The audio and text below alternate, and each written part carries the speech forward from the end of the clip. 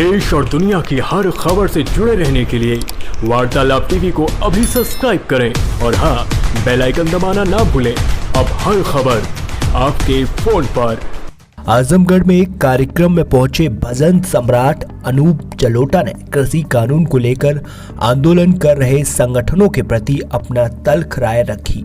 वहीं आजमगढ़ में पिछले दिनों आए शबाना आजमी के बयान से असहमति जताई। अनूप जलोटा ने किसान आंदोलन को लेकर कहा कि यह तो शुरू हुआ था एक जेन्युइन कार्य के लिए, लेकिन बाद में विपक्षी दलों को लगा कि इसको बुनाया जा सकता है और इसमें पड़ोसी देश चाइना, पाकिस्तान और खालिस्तानी संगठन भी शामिल हो गए। फिर बदतमीजी शुरू हो गई। लाल किले पर जिस तरह से तिरंगे का अपमान हुआ, इसको हम कैसे सहन कर सकते हैं। प्रधानमंत्री ने देश के हित में माफी मांगते हुए बिल को वापस ले लिया, क्योंकि दिल्ली में जाने के लिए 2 घंटे गांव से होकर गुजरना पड़ता था।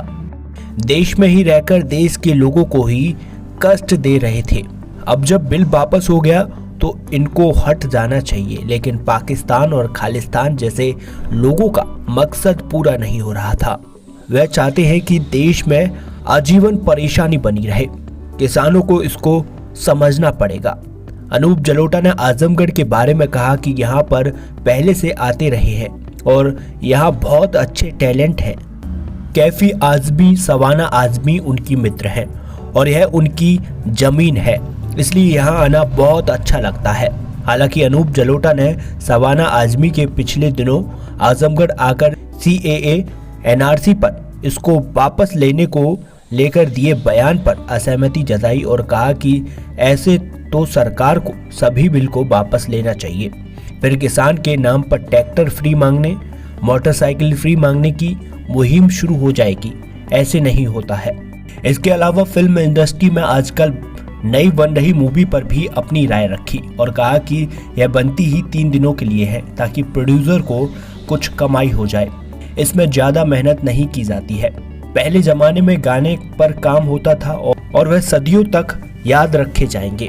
बाहरों फूल बरसाओ मेरा महबूब आया है, ओ मेरी जोहरा जबी तुझे मालूम नहीं, आज भी उतने ही शिद्दत से गाए बजाए जाते हैं। अनूप जलोटा आजमगढ़ के GD ग्लोबल स्कूल में सारेगामा एकेडमी मुंबई की तरफ से छोटे शहरों में टैलेंट को तराशने के लिए चल रहे वर्कशॉप में भाग लेने आए थे। सारेगामा एकेडमी मशहूर reality show producer Gajendra Singh के द्वारा संचालित है। गजेंद्र सिंह खुद आजमगढ़ के ही रहने वाले हैं। अनूप जलोटा ने टैलेंटर्स को बताया कि शास्त्रीय संगीत जरूर सीखें, क्योंकि इससे श्रोताओं को प्रभाव पड़ता है। इसके अलावा अन्य विधाओं को भी सीखें, लेकिन शास्त्रीय संगीत सबसे जरूरी है। अनूप जलोटा ने अपने कार्यक्रम से देर शाम तक लोगों को बांधे रखा।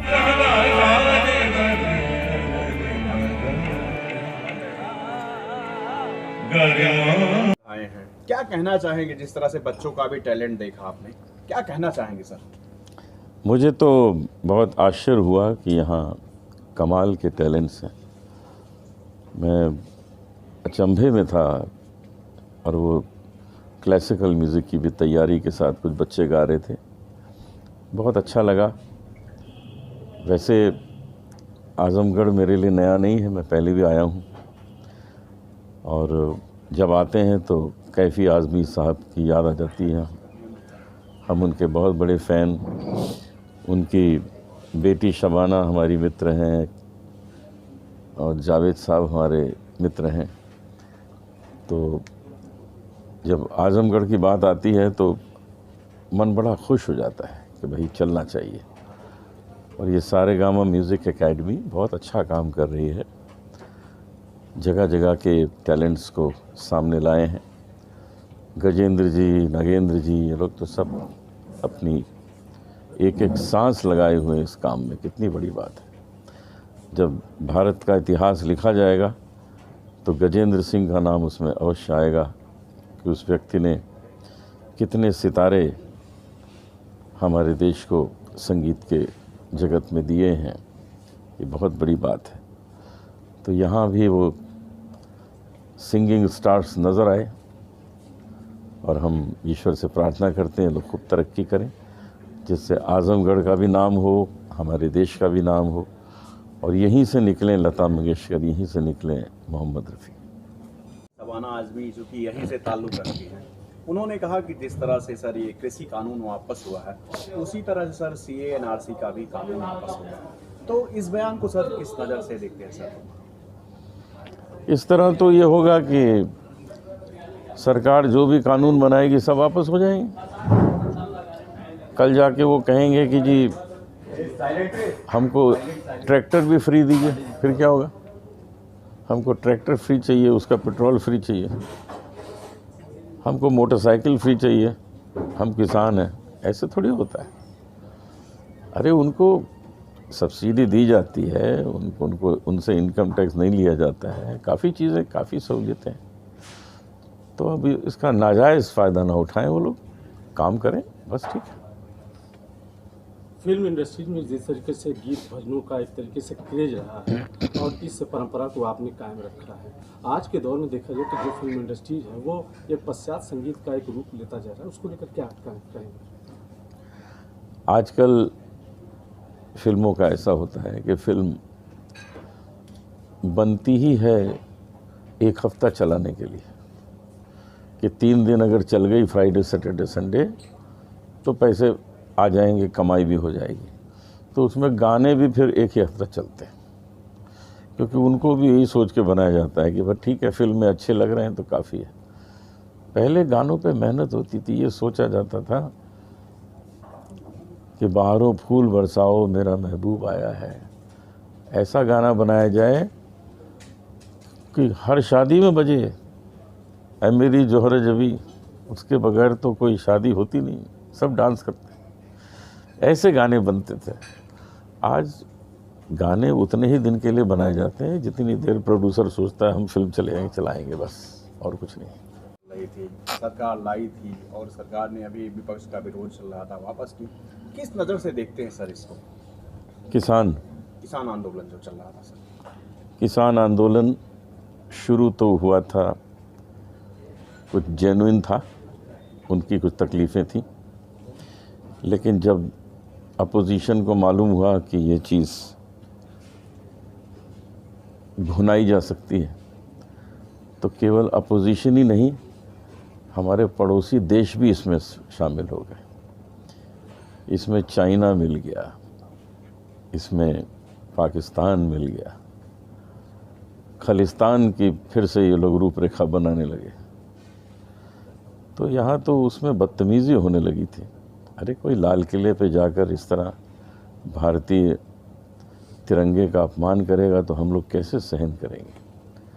अपने मुद्दे तक रहो। उसके लिए प्रधानमंत्री जी ने कितने तरीके से क्षमा मांग ली, उनके आंखों में आंसू थे, हम देख सकते थे, विनम्रता से क्षमा मांगी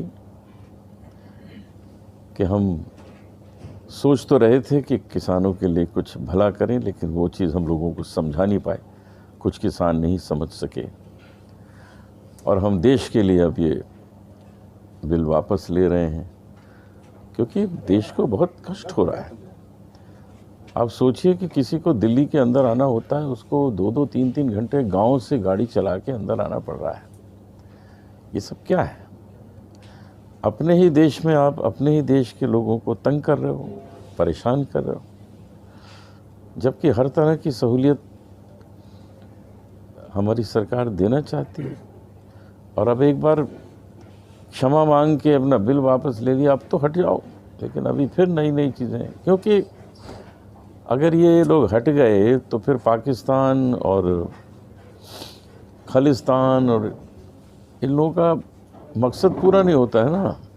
ये लोग तो चाहते हैं कि परेशानी बनी रहे, सारा जीवन हमारे देश के अंदर परेशानी बनी रहे।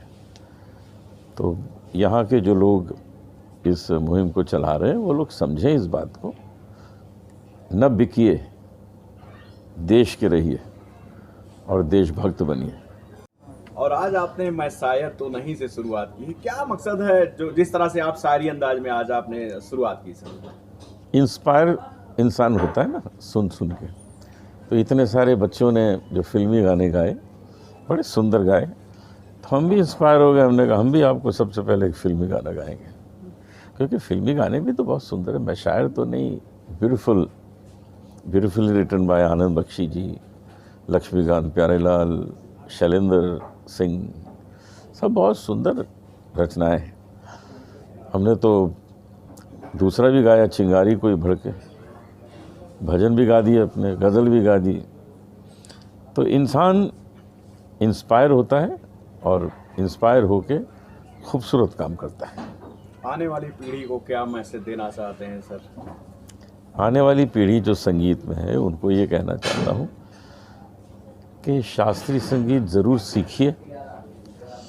शास्त्रीय संगीत सीखने का ये मतलब नहीं है कि आपको शास्त्रीय संगीत गाना है, ऐसा नहीं है। सीखने का ये मतलब है कि आप अब जो कुछ भी गाएंगे उसमें रस आएगा, सामने वाले को नज़र आएगा कि इसने सीखा हुआ है, सही गाता है। बाकी आप पॉप सॉन्ग गाइए, गज़ल गाइए, भजन गाइए, सूफ़ी गाइए, कव्वाली गाइए, लेकिन अगर शास्त्रीय संगीत नहीं सीखा हुआ है तो देर तक उसका असर नहीं रहेगा। इसलिए मैं कहता हूँ कि सीखिए। ठीक।